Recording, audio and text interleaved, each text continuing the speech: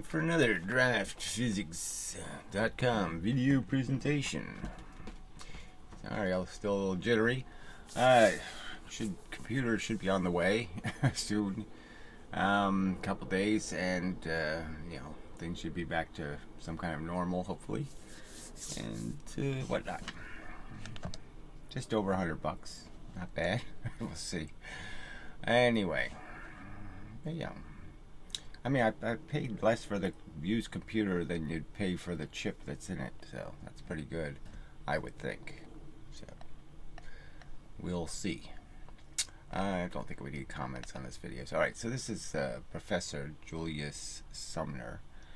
And I played clips out of these videos before, but I'm just going to play through this.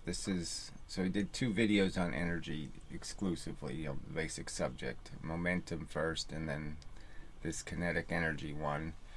And as I've sort of argued before, I think they sort of do these performances, these educational performances, on purpose, to arrange subjects in a certain way, because if they try to mix them at the same time, none of it would make any sense. So so we start with that assumption that these are kind of engineered arguments, and they're engineered to avoid the traps of paradoxes and saying one thing 1 minute and saying something else the next minute and all that kind of stuff. So so we'll just play this. I could have engineered this better, just because I can't hit the button. How do you do, ladies and gentlemen, and boys and girls? I am Julius Sumner Miller, and physics is my business. And on today's program, our special business is the subject of energy and momentum, 2 of the great immutable ideas of physics. And okay, so these are, he says they're 2 great ideas. One of them, yes, was a great idea, I would argue, and one of them is a really bad idea. So they really can't coexist. They say different things about the universe. They'll tell you different answers, whether you're navigating a ship in space or even here on Earth. They don't get the right. One of them's right and one of them's wrong. It's just, and together they just make a mess out of physics. And it should have been recognized. It sort of was in the past. I mean, at least there was a debate for 100 years. I mean, physicists had to choose a side and had to defend a side, and then there was some point where they just accepted a duality that just creates all kinds of dead ends in terms of logic. It can't logically create a foundation to do any logic, because you can just make up the truth depending on which one you choose, which universe you choose to live in one particular moment. You can just change your answers, and I say that's really bad science. Must make clear their difference. So their difference is they're both statements saying what's the energy. And people can play this game. Well, one's called kinetic energy, that's energy, and momentum is just some idea of it's just that, it's that over there. What is it if it isn't a description of energy? Capacity to do work. My purpose, I go to the 2 cars again. You remember what we have in earlier programs? He really doesn't show it in earlier programs in any more detail than he's doing here. He never even lets them hit each other. So it's not a very completely performed experiment, but the theme is the same as in other more completely shown experiments, Professor Lewin's, for example. So the argument has already been illustrated many times in these videos. Large, massive car on wheels, and a smaller car, little m, on wheels, and they are on the tabletop, and they are connected by a sort of elastic connection of rubber bands. Now when I pull... Alright, so we again back to this word elastic. Hard things are supposed to be elastic. Soft things can be, lots of things can be elastic. Elastic is it's been used as a conceptual word, but there's a huge difference between the elasticity, say, of a spring, where the energy is stored, or a rubber ball, where the energy is stored, and a steel ball, where you're not going to store anything in there. I mean, it just doesn't store energy. It dissipates into the environment rather rapidly. So I kind of would argue that it's part of the rapidness might be the fact that if you hit it, it vibrates very, very quickly. So it's interacting with the environment many, many times. That's what causes, say, two steel balls hit each other. They burn the papers, put a piece of paper between them, smash them. If you just let them swing, it won't happen. But I mean, if you smash them together, the energy really doesn't have anywhere to go. So it just vibrates. And it vibrates, burns the paper, because it's dissipating the heat. It's dissipating the energy so quickly because there's so many vibrations. It's hitting the walls of the steel back and forth, so rapidly that it has lots of interactions with the environment. Where if it vibrates slowly, there's fewer interactions, fewer capacity to dissipate your energy. Continuing. Pull them apart, I store some elastic energy in the stretched spring, and there is a force then which is exerted on both cars. Now, what did we learn before? We learned that the big car has a little acceleration and the little car a big acceleration because one and the same force acts on both cars. Now, we also saw on another Alright, so one and the same force doesn't really mean too much because they say the same thing about gravity, and it's clearly not the same force, in the sense that the more mass you have, the more force you will collect, so to speak. The more rain will fall in your bucket. The less mass you have, the less force. That's why the feather falls at the same rate, but it has a lot less momentum because it collected a lot less force. So force equals momentum. You get less momentum if you have less mass while you're in the force, while you're in the rain. So to make a parallel to this example, so one thing the heavy thing has to overcome more friction, right? So it's the fact is the heavy thing gets pushed into the surface. Being pushed into the surface is converted into friction. So the heavier object experiences more friction, right, than the lighter object.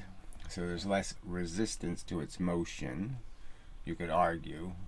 But who's consuming what force is, again, variable to their, circumstance. But the idea is that one's going to get half. It will turn out that the same amount of force is in both objects in the end. One has it in the form of a bigger mass moving a slower speed, and the other one has it in the form of less mass moving at a higher speed. But they collected the same amount of force out of the experience. Occasion that the little car acquired the greater velocity and the bigger car the lesser velocity, and we call the product of M and V the momentum. And it is not unreasonable now to say that because the accelerations are inversely as the masses, the velocities are so, and therefore the momentum. So in contradiction to a theory that would say that there's some difference, that's going to cause the lighter car not to go twice as fast, it does go twice as fast as the slower car. There's no 1.4 here. In the application of this force, somehow this spring is able to produce the result that it shouldn't be producing, which is it's giving the same amount of momentum to both objects, where if I break this rubber band and cut it into two springs, somehow it won't do that. If I compress the heavy object into the spring and the light object into the spring with the same energy, they're not supposed to produce the same momentum out. So that's what the opposers are saying in complete contradiction to what he's saying and what Professor Lewin has said. So again, they're not disagreeing with me. They're disagreeing with these other physicists and saying their physics is wrong. So just understand the arguments when you make your counter statements. Just concede the point that yes, you understand that when you're arguing against me, you would also like to argue against these other people. You're just too lazy to do that. So I'm easy somehow. Or maybe I'll pay attention to your argument where they won't. Because you know if you type on their videos your comment, they'll just delete it. And they won't answer it. So again, just pointing out a little bit of the hypocrisy and duplicity of those who say somehow the arguments I'm making here aren't valid. They're overtly right there in your face. The statements being made by these physicists is that momentum is conserved, that elastic bands and springs conserve momentum. If you're going to counter argue that point, then why don't you do it on those videos that get lots more views than this one does? Why don't you argue that better physics? Why don't you say the instructions for decades have been wrong? People have been wrongly, it's been badly explained. Now, I think it's been badly explained, but we haven't got to the bad explanation yet. This part is just fine. It's what he's going to do right now that's going to be, why did you do that? So that's stupid. The momentum of the little car is equal to the momentum of the big car. So their momenta are equal. But now watch. Watch. Is it not true that the smaller car went the greater distance? That is, if I let them come from a place of rest and meet, they would meet somewhere in here. This is the distance the big car would go, and this is the distance the little car would go. So the little car goes the greater distance. S. And we know it goes the greater distance because it has a higher velocity and will incur less friction. So of course it covers distance more rapidly. And the other point to make is we know if there was no friction, nothing to impede the progress, that then there's all you have is the velocity differences. And of course the velocity differences means the faster car is going to get to any point in space faster than the slower car. So that expectation would make sense. And we also know that neither one of them would do any work to get to the point. So that's the key point to realize, is that if there was no friction, if we got rid of the ground and just did this in space, okay, there's no work being done by the cars. They're not doing any work. They could travel forever. So they're not using any of their energy. So you can't measure, you're not extracting it. So you can't say the force equals the distance, because guess what? They're both going to travel the same distance if they don't hit each other. So if you just make it so they don't hit each other, they travel whatever distance you want forever. Now in the same amount of time, they're going to travel a different distance. But again, that's just because one is lighter and is moving faster. The lighter thing was easier to push, less energy to make it go, and so it's of course going faster. So there's nothing to defend applying a work function in analysis here, because there is no work being done by either object if you take friction out of the equation. They're not doing any work. Why would you apply a work formula? Little s. And now I define for you what is meant by work or energy in physics. The product of a force and a distance. The product of a force and a distance. So this is where they have taken again something that can't be used generically anywhere, like F equals ma. They changed it from F equals the change in your momentum over whatever unit of time you want to use, which is basically saying F equals your momentum. And the MA thing was just to pervert it for a specific circumstance it wasn't even created for. in the sense that Newton was specifically, generally, in general, he was only talking about influences of forces like gravity, and he wasn't talking about the interactions of collisions.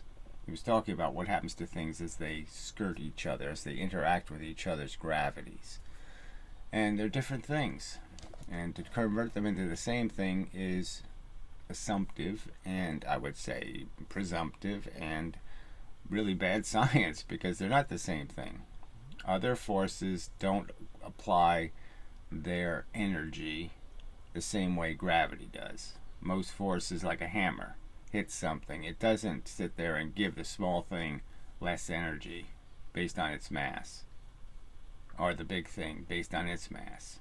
No, it hits it with a certain amount of energy, a whole clump of energy. It's not some kind of, I'll give you energy based on how big you are. It doesn't do any of that discriminating. So they can't be put in the same category. You can't use one formulation and say this one perspective fits all of these different circumstances, because it doesn't. They're not the same rules. The same force acts on both cars, but for the big car, the distance is a little one, and for the little car, the distance is a big one. Which can mean absolutely nothing, okay, in terms of being significant, because you already know, just as he ordered it before, their accelerations, big mass, little acceleration, and he converted that into big mass velocity, like those are the same things. And then to this jump to say that distance is the same thing. And distance will be the same thing in the same amount of time, but that's it. It's per unit of time that one travels, and it's just a representation of the fact that it's going faster. So of course it's going faster, it covers more distance. It doesn't mean it has more energy. And these products are not equal. So we learn this astonishing thing, that although the forces are the same, the accelerations are inversely as the masses, the distances are inversely as the masses, the momenta are equal, but the energies are not. Okay, so there's no way to understand how the energies are not. So they just states it. Somehow this faster car will do more work is the clear implication, because it's satisfied a formula that's not recognizing that work isn't dependent on how fast you're going. It's clearly dependent on how heavy you are. I mean, just think about it, saying work equals force times distance. Well, where's mass in there? Nowhere. So how can you possibly not recognize that how massive the speed has everything to do with how much energy the speed has? If I'm going to make mass irrelevant and then talk about work, that doesn't make any sense, because two wrecking balls of different masses will do different work going the same velocity. So clearly mass is really relevant, and they just took it completely out of understanding what energy is. And that can't make any sense. It takes more energy to push the heavier thing than the lighter thing. They can't possibly do the same amount of work. I mean, they can possibly do the same amount of work, but not if their mass is variable. Very important idea. So not very important. He doesn't give us any reason why it's very important, or any logic to understand it's very important. The momentum argument satisfied everything. It completed everything. Everything was quite understandable. Big V, little mass, big mass, little velocity. So how thick the jelly is on the bread. Big piece of bread, very thin jelly. Little piece of bread, very much jelly. Business of energy, beautifully demonstrated as follows. Look what we have here. Here is a curved track, straight and short here, straight and long here. Now this end of the track is at the very same elevation above the tabletop as this end. I have shimmed it up on that end to get it horizontal. And what do? We put a ball at the top of this track at this end. It has so much potential energy, being so high. Okay, so again, this argument that the potential energy is in the ball, like somehow it knows it's in the position somewhere in space and it has potential energy. There's no potential energy in the steel ball. There's just potential in the circumstance. It's raining where it is, and the rain is going to hit it, and it's going to collect it in its bucket, and it's going to be pushed by the weight of the bucket. You know, essentially, you can just think of it as that way. Energy, wind is going to blow on its sail. Okay, it has a sail, and wind's going to blow on it. And there's more wind up there than there is down there at the bottom. So it's going to be blown down, and it's going to have to roll down the rail. I mean, you have to think it in these terms. It's not anything, the ball doesn't have any potential energy. It just has, it just has no velocity relative to anything here. And now you're going to let it catch wind. And now it's going to gain velocity. And it's going to have a maximum amount of energy where you're going to say, oh, there's no potential. Well, there's no wind. So once you get to the bottom, it's not getting blown on very hard, you know, because there's no angle. You know, it's getting blown straight down, and it can't go anywhere straight down. There's no vector in the direction it needs. All right, so play along. But I mean, this language just doesn't help. You know, to say that something has the potential energy like it was a battery and it was storing energy, or like it was a spring and it was storing energy. The steel ball hasn't stored any energy. It doesn't have any potential energy. The potential is just in the environment. High above the zero potential plane, and I let it go. Now it is losing some of its potential energy, gaining kinetic, losing energy really because... So obviously it's not losing energy. That would be absolutely silly to say because it's gaining velocity. So it's clearly obtaining momentum because gravity is pushing it. And that's all that's happening. So it's gaining energy as it gets pushed down a rail that changes the vector in this direction instead of that direction. Friction is in the system, and we hear sound, which costs the ball something. It cannot produce acoustic energy for nothing.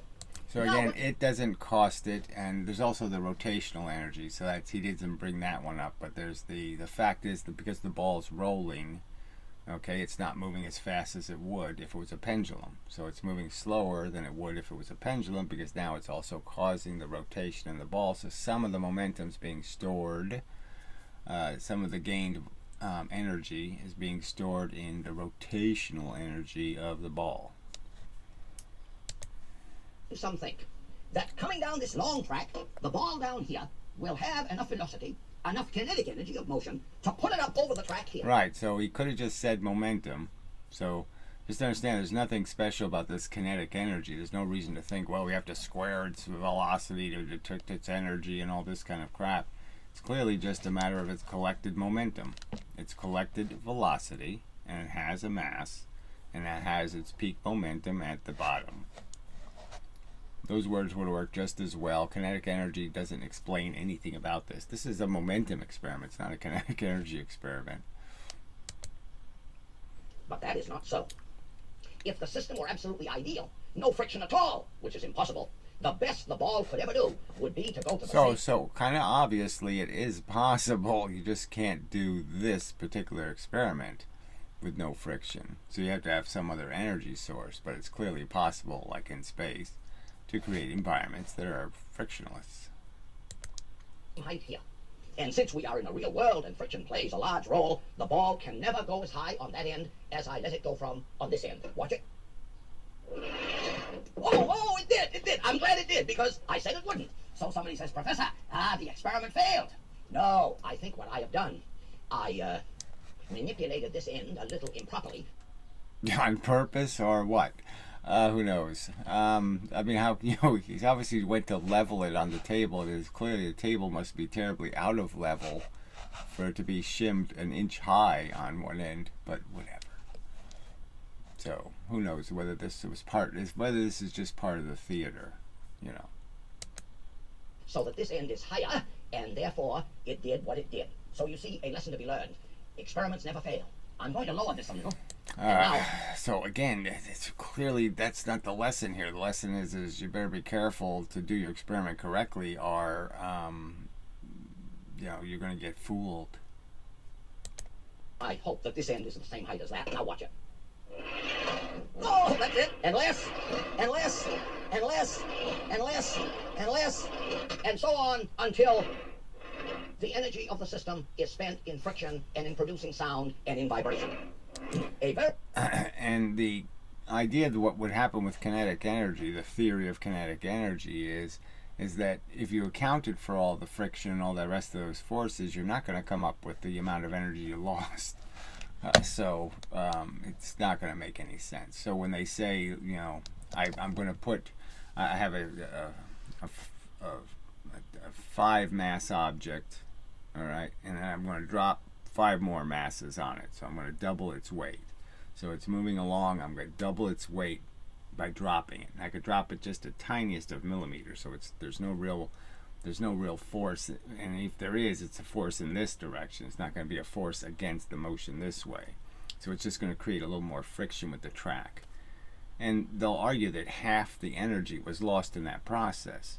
Now, half the energy of the moving cart is a tremendous amount of energy, and yet we haven't got a single experiment in the history of mankind demonstrating that any of that happens, that any of this, tremendous amount of energy got into the environment, that in any way exists as real energy. So, there's places where it's just so glaring that there's a huge void in the capacity of him to show an experiment where he collects this extra energy, this kinetic energy. Very beautiful demonstration, a device which I call my energy track. Now, let's consider this business of energy further. Here is a block of wood. These experiments are just so bad in a way. Demonstrating kinetic energy, they just really don't. I mean, that was just a momentum experiment. But let's move on. Here is a nail. I drive the nail into the block of wood. Oh, says somebody, what kind of physics is that? Astonishing physics. Why? I am doing work on the nail. The nail is doing work on the wood to separate its particles. And when work is done, when it is done against friction forces, heat energy always arises. Heat is a necessary... So friction forces is not really a right? There's no such thing as a force of friction. The thing you're working against is, just as you said, you're splitting molecular bonds. You're breaking magnets apart. It takes work to pull 2 magnets apart. Okay? That doesn't have anything to do with, some magical force. It has to do with the fact that we already know things are attached by gravity and attached by magnetism, and that it takes work to change those positions, that you have to put new energy into the system to make them move in some new way. You have to for them to go in a new position, you have to add energy, you have to add a force for them to move. It's not that they gave you some force or they have some force that's acting. You're acting on them. Okay, they're not acting on you. So, but there's no reason for there to be, you can do plenty of work without having to do work against friction. You can call work friction. Okay, I mean, I guess you could say every time I'm going to do work, I'm doing work against some system that's in a condition, and I'm going to change its condition, and I can't change its condition without changing something's momentum, without changing its dynamic. So I have to give something momentum, all right, to change its place in the world, and I have to give it to it. I can't I can't just tell it to leave. I have to exchange my momentum and give it to it. I have to lose my energy to give it energy. Consequence of work done against friction. It's proof. I'm going to pull that out. Oh, what do I feel? Too hot to handle. Accordingly, the work I did on the nail has been commuted to friction. Now, there are several kinds of energy. Several kinds which we need to consider. Mechanical energy. Okay, sorry, I couldn't find the mouse. Yeah, I don't know why it's this video's a little dodgier than yesterday, so something's obviously not perfect. Anyway, where was I? Okay, so he just said convert it into friction when the heat is the byproduct of the fact that you haven't giving things momentum in the same direction your motion is. You're giving them motion in all kinds of directions, and all those directions just end up going into the environment. So you're giving little bits inside of something your momentum. So hammering the nail, you did a little tiny bit of work in terms of distance. If you use distance of the nail, you're not going to see much work done, right? But he did lots of work in the sense that he moved lots of other things, lots of directions. Mechanical energy. Thermal energy. Alright, so we kind of know this, I guess we kind of know, I'm assuming.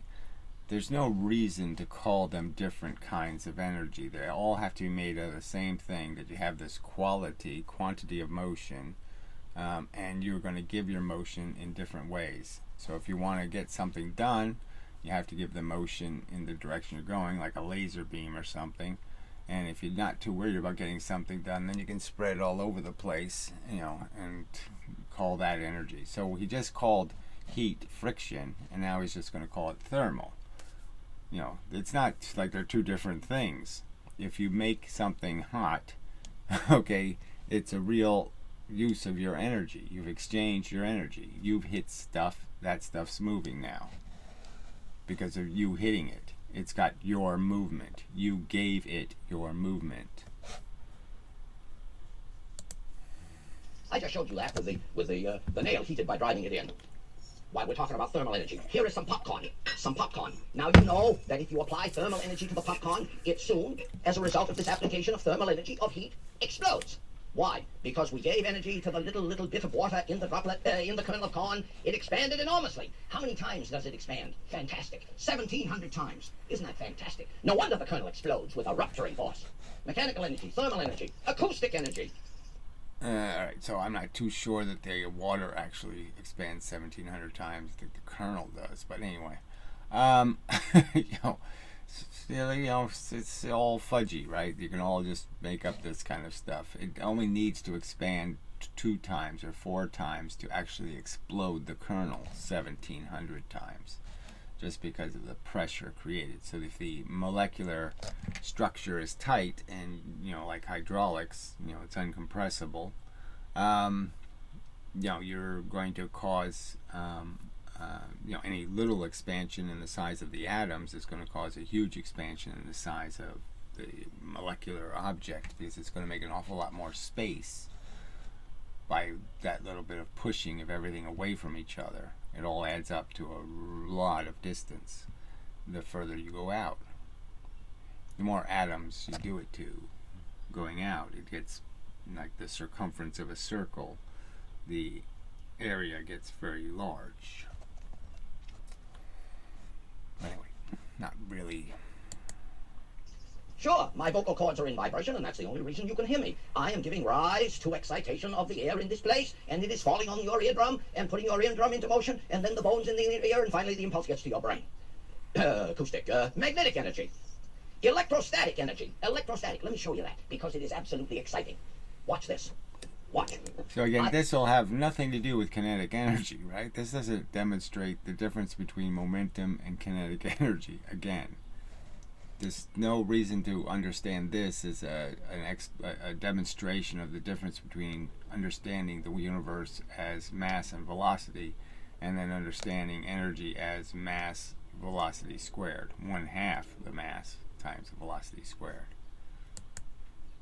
I have here some cork dust, which I put out on the table, cork dust. It is lifeless and dead and inert. Here is a Bakelite hard rubber rod. Now the rod, I say, and later we will say more about it on a program on electrostatics, the rod is electrostatically neutral. I bring it near the cork dust, and what do I see happen?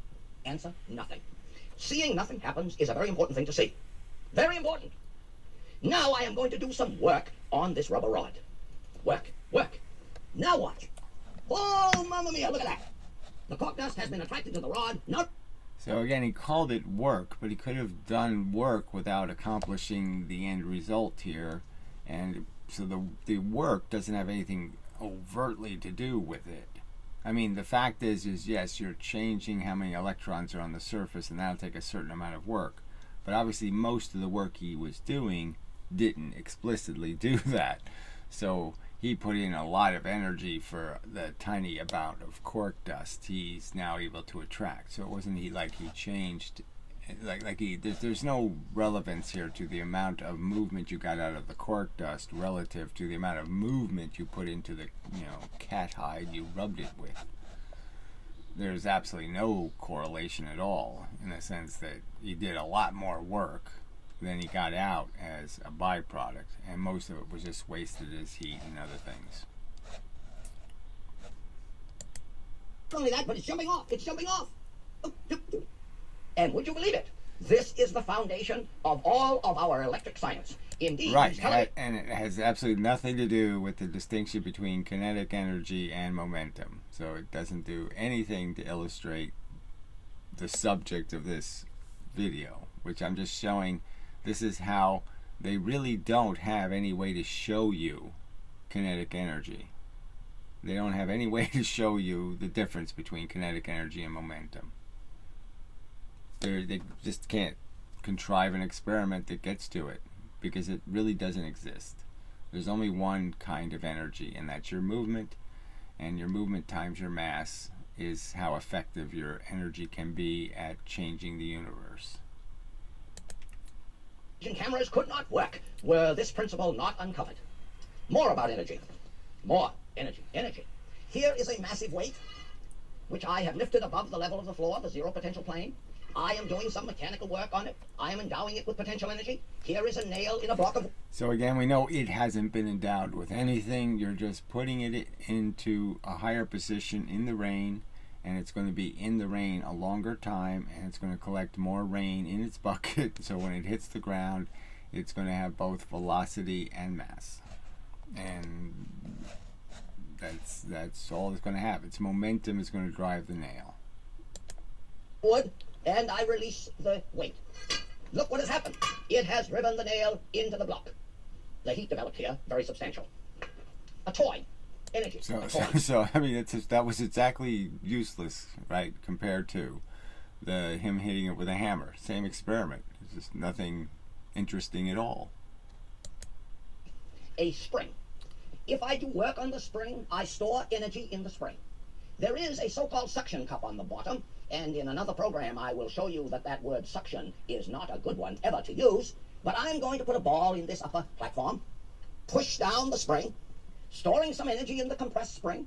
Now the energy is available to do work for me on the ball when the atmospheric pressure seeps into that spring. Okay, so obviously it's in his studio, it's very dry, that suction cup isn't working at all, so he has to hold it down because it's not working at all. But the point is, this experiment could be interesting if he took two identically sized balls of two different masses and said, well, look, see, the heavy one shoots up at a certain velocity and the light one only gains 0.4. Even though it's half the mass, it only gains 0.4, not a whole extra portion of velocity. And that would be the experiment we need to see, obviously. And that's not the one he could make happen. Suction cup, it will let the spring loose, and you know the consequence. Up will go the ball.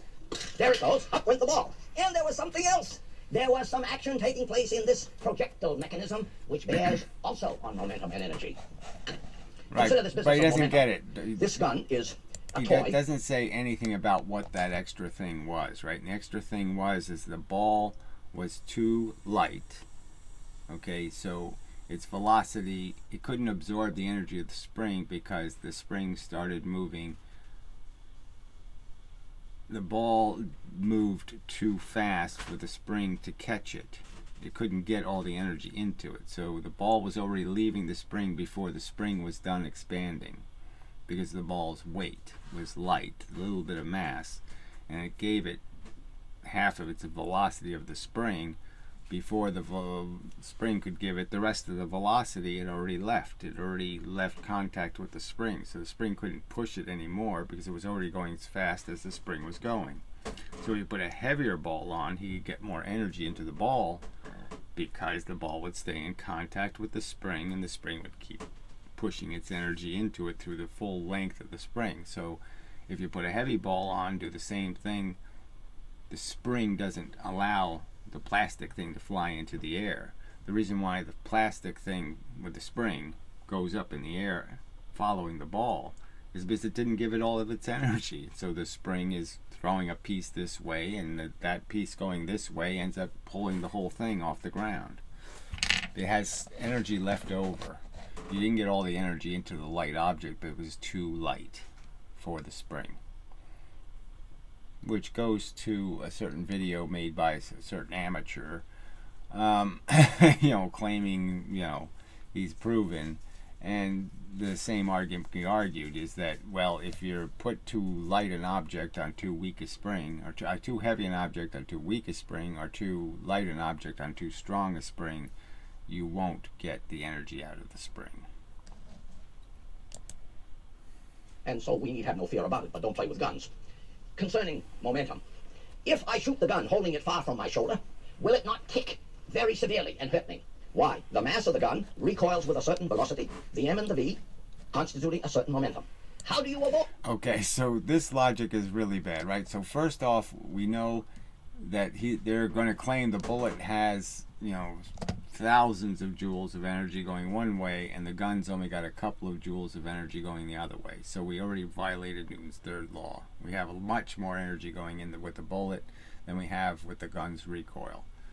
Where I would argue they have no evidence of those extra joules. They never collected them, so they have no evidence they exist in any way whatsoever. And the argument is that no, Newton's third law does work, and the gun actually is the same amount of energy moving this way as the bullet going this way. They have exactly the same amount of ability to do work in the universe. It's just that their ability is in a different form. One has the work in the form of like a light bulb shining light in all directions, the gun, and the other is a laser beam, the bullet. It's a lot of energy in one little ball. So you have all the energy in one tiny space, and in the other example you have the energy spread over a large mass. And so that's the big difference. If I just make the gun into a pointier and pointier object, I make it into a spear, all of a sudden you're going to say, yeah, when you fire the gun, the spear is going to go right through your shoulder. Okay, it's not just going to bang into it. It's going to go right through it if I make it tiny, small enough. If I give it a parallel, something more parallel to the bullet's condition, it's going to do real damage to you, just like the bullet would do damage to you. And then you'll see that the gun's recoil is the same amount of energy as long as you put the mass in a form where the energy keeps going in one direction, so you don't lose it to different directions. Then you'll feel the reality. Avoid this kick. You hold the gun tightly against your shoulder so that when the gun recoils, you and the gun constitute a larger mass and therefore less recoil velocity. An excellent... Right. So it's less velocity because you're pushing more mass. That's all momentum. There's nothing about kinetic energy in there. There's no reason to think that you've changed the amount of energy by giving it making the mass smaller and the velocity higher is somehow more energy than if I just make the mass bigger and the velocity lower. So there's no reason to think energy was lost because you put it against your shoulder. You're just taking a transfer out of the equation, but it's the same amount of energy. There's no reason to think the gun has more energy when it's a foot away from you than when it's touching your skin.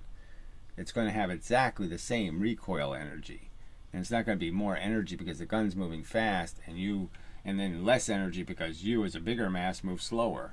So that's a momentum argument. Momentum will do that. You don't need kinetic energy. So I'm just saying another bad example. Bad because if he explained what physics is saying, in a sense that the bullet has 2,000 joules of energy and the gun only has 4, if he tells that truth, he's going to have a hard time explaining how Newton's third law means anything. Demonstration of momentum conservation.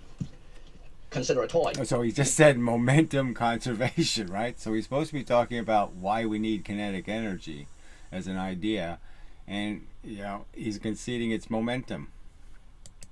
made for 3-year-olds. Here is a little toy, a teddy bear mounted on an elastic shaft through his shoulders. He stands in a vertical plane because his center of gravity is below his axis of support. And now what am I going to do? I roll him away, and he rolls back. And so I am demonstrating a profound principle of physics in a toy for 2-year-olds. We stored some elastic energy. It was now available to do work on me to return the car. Right.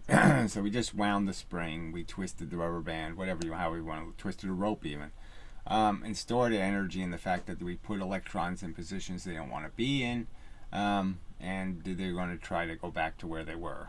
That's really all it is. So you put energy in by moving atomic bits, and the atomic bits will move back if given the opportunity. Oh, such a toy. An array of geared wheels and a shaft, and some feelers in there which rub against other things and produce heat from friction. And notice, I am showing the transmutation of mechanical work into thermal energy as well as into light, because when bodies get hot enough, they become incandescent. There was a flint in those things. They had a little flint in them. They made sparks. So that's all those things. I had one when I was a kid. Yeah. So again, no explanation of how kinetic energy in any of this. The difference between momentum and kinetic energy is not being illustrated. Momentum, very important. Now, as one views the history of this subject, I invite you to study it yourself, because for 150 years there was much dispute on the difference between... So let's understand, there was reason for much dispute. I mean, this was a claim of replacement. These were two different energy theories, and then at some point, again, they said, let's stop fighting and just accept a silly duality. We'll just pretend both theories are correct, when the people who paid any attention knew both of them can't be correct. They're different answers to the same question. So there was a controversy for good reason. One theory is 2 + 2 = 4. One theory was 2 + 2 = 8. They're very different theories, and the original theory was that 2 + 2 = 16, so it was way off. So let's say for the first 150 years, it was 2 + 2 = 16, and then they brought it down, to 8, by putting a half in front of it. But it's still wrong, because 2 + 2 is 4. In MV and MV square, which was settled by a Frenchman named D'Alembert. But who gave rise to the problem in the first place? Okay, it wasn't settled by a Frenchman named D'Alembert. So, he was a judge, just to be in a pretensive position, like the head of the academy, the science academy. And there was a competition to explain energy or whatever. And he just decided who won. There's no like he settled anything. The arguments, it's just declaring a winner when there's no measurement of what winning is. There's no finish line. There's no ticker. There's nothing you can even videotape. You can't videotape the runners going across the finish line and say which one won. It's completely arbitrary picking. Well, I decided to pick, Jesus over Mohammed. I mean, it's that ridiculous. So he decided Mohammed's God or whatever, and therefore we accept it. No, come on, too silly. A young Dutchman by the name of Christian Huygens. And Okay, so again, then he gives it Huygens credit, and Huygens didn't propose that energy was mv squared, and he just proposed that that has to do with rotational energy. So it was really Leibniz who took what Huygens had done and kept the square in all circumstances. So Huygens did it in one specific circumstance, and Leibniz is the one who made it universal. Show you a picture of him as a little boy at the age of 11, an enchanting little rascal, and I shall have more to say about him A little bit bizarre, but whatever. sometime on a program on light, because he spent his youthful days throwing pebbles into the canals in his native Holland and watching the ever-growing circles of disturbance, and thus was led to the idea of the wave motion of light. And here... Okay, and again, just I could just say the ray motion of light just so easily and just say it. No. Yes, rays can look like waves, but they're not waves. is a picture of him in his later days with his what shall we call it, wig. Now, the idea of momentum must be clearly distinguished from the idea of energy. Okay, right, and he made no reason for anyone to understand those distinctions with these experiments. These experiments do not show where momentum fails and kinetic energy succeeds as a theory. So none of them gave you any indication of any reason to believe in kinetic energy. That's, just saying. Thank you for your attention. Alright, so we'll play the one that in the series is the one before this, okay, where kinetic energy doesn't exist and he's just talking about momentum, just to illustrate why the two are separated, because you really can't rationally talk about them together, and it doesn't work, because then the paradoxes are going to be obvious. And so whatever, people want to call this good physics. He really sure did explain that really well. Well, yeah, we needed kinetic energy because shit, momentum is wrong and momentum's stupid and momentum doesn't answer the question. I mean, none of that was demonstrated. So, all right, enough of a video. So we'll putter along. No arguments. So, in the last paradox video, just nothing. So, yeah, like I said, can't really have a conversation until somebody's capable of having the conversation. The argument has to be done by lawyers, people, advocates. And if the advocates, all they can do is write on matchbooks or something, they can't, form a complete argument, then, there's nothing, you can't have the argument. In that environment, the argument has to have accountability. People have to answer each other's questions. They have to deal with if that's true, then what happens next kind of stuff, and none of that's taken place because no one's interacting and no one is capable of being a lawyer for the other side and taking on the full responsibility of being a lawyer for the other side, and that is explaining the points made by the opposite side, the evidence they presented, and show how there's been a mistake made or a misunderstanding or any of that. So until I can create that, it's almost all I can do is produce my arguments, like my videos, the subject videos, the 3 important ones on gravity, photons, and energy, and make the argument as simple as plain as possible, make the videos 15 minutes or less, and say, please explain how that can't be the truth or isn't the truth. Show me an experiment, show me some evidence. And until it shows up, there's nothing you can say, not much you can do. Science is corrupt and broken, and one of the biggest things wrong with it is it's inaccessible to having to defend itself. It's free to just keep propagandizing their little God theory, and they don't have to pay any attention to anyone arguing that it's all just made up by a king. It's all made up by some emperor somewhere decided what the story is that everybody's going to believe, and it's not written by any kind of truth. There's no standards of accuracy. It's just a story.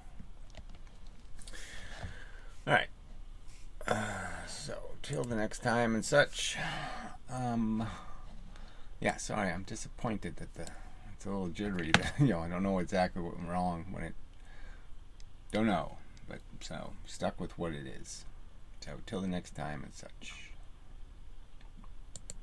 Oh, I forgot this part. Yeah. This has been a Draft Physics video presentation and such. Now, get out of here.